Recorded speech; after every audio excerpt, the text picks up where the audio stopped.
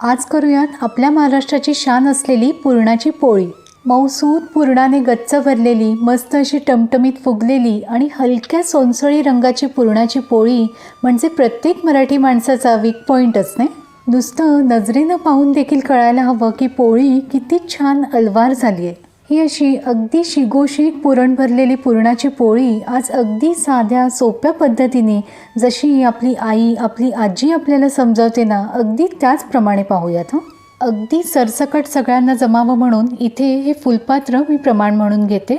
एक फुलपात्र भरून आपल्याला ही हरभऱ्याची डाळ घ्यायची आहे। ही डाळ ना आपल्याला 1-2 पाण्याने स्वच्छ अशी धुवून घ्यायची आहे आणि आता कमीत कमी 2 तास तरी ही डाळ आपल्याला छान अशी भिजवून घ्यायची आहे।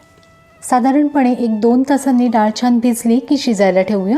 किंचित हळद घालायची आणि किंचित मीठही घालायचे।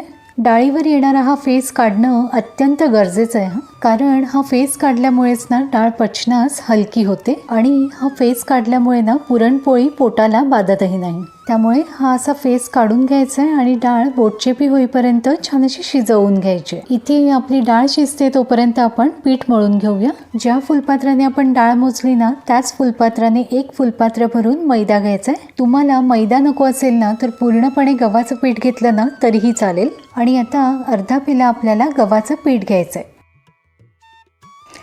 ही दोन्ही पिठं आपल्याला चाळून किंवा वस्त्रगाळ करून घ्यायचे। हे असं चाळून घेणं अतिशय महत्त्वाचं आहे कारण यामुळेच पोळी छान अगदी मऊसूत तयार होते।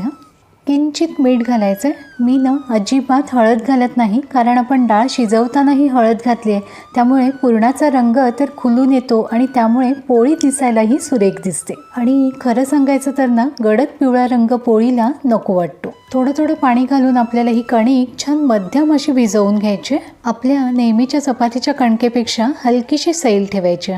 आता पळीभर तेल घालायचं आहे आणि हे तेल देखील या पिठामध्ये छान असं मुरवून घ्यायचं आहे। पिठामध्ये हे असं तेल मुरवून घेतल्यामुळे ना पोळीचं वरचं आवरण छान अलवार नाजूक पातळ तयार होतं। लक्षात घ्या, हे पीठ आपण जितकं छान मळू ना तितक्या आपल्या पोळ्या सुरेख होतात। जास्त प्रमाणात पोळ्या करणार असाल ना तर फूड प्रोसेसरचा वापर केला ना तरी देखील पीठ छान मऊसूत तयार होतं। वरून हे असं तेल लावून पीठ छान मुरण्यासाठी ठेवून द्यायचं आहे।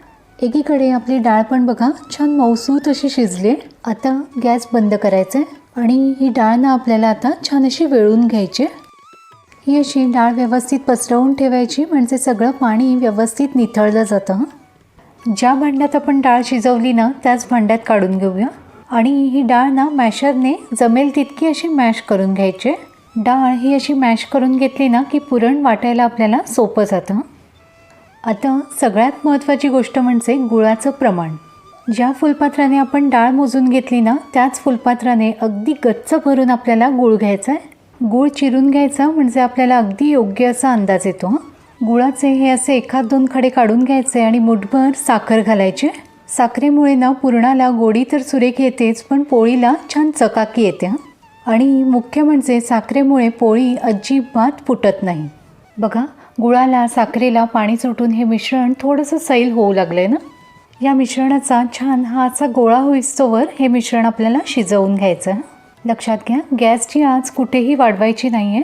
पळी रोवून पाहिली तर बघा पळी ही व्यवस्थित अशी उभी राहते म्हणजे आपलं पुरण अगदी योग्य शिजले।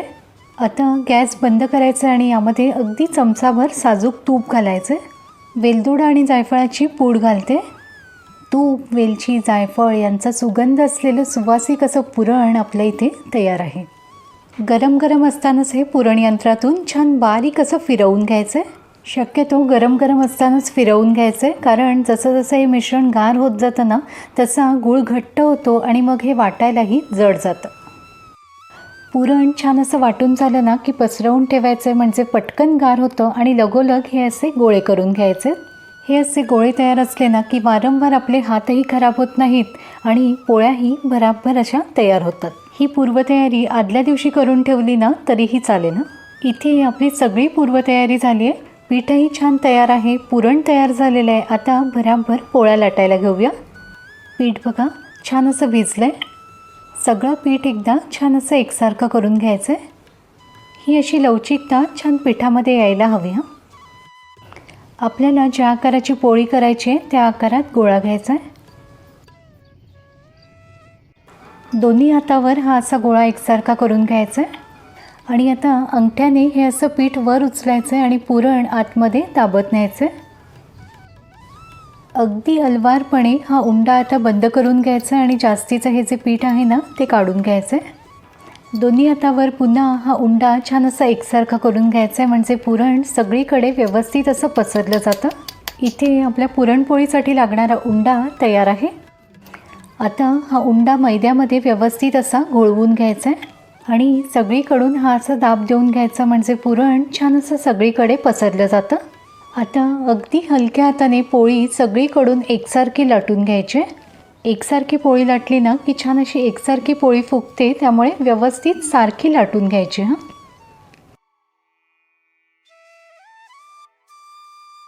बघा इथे आपली पोळी लाटून तयार आहे. अगदी पातळ मी पोळी लाटून घेतली आणि तुम्हाला बघून देखील समजत असेल पुरण अगदी काठोकाठ पसरलेलं आहे. हलक्या हाताने पोळी तव्यावर घालायची. कडेने थोडंसं तेल सोडायचं. वरच्या बाजूने हलकीशी फुगल्यासारखी पोळी दिसू लागली ना की उलटून घ्यायची. फार अशी पोळी उलटपालट करून शेकवायची नाही आहे.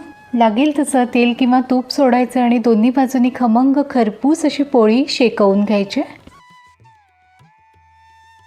आपण पिठामध्ये अजिबात हळद घातलेली नाही आहे, तरी बघा पोळीला रंग काय सुरेख आलाय ना. वरून मस्त असं तूप लावायचं आणि इथे आपली भरगच्च पुरण भरलेली पुरणाची पोळी तयार आहे. सगळ्याच पोळ्या या अशा खरपूस अशा शेकवून घ्यायच्या. पुरण पण बघा अगदी काठोकाठ पोचलंय ना.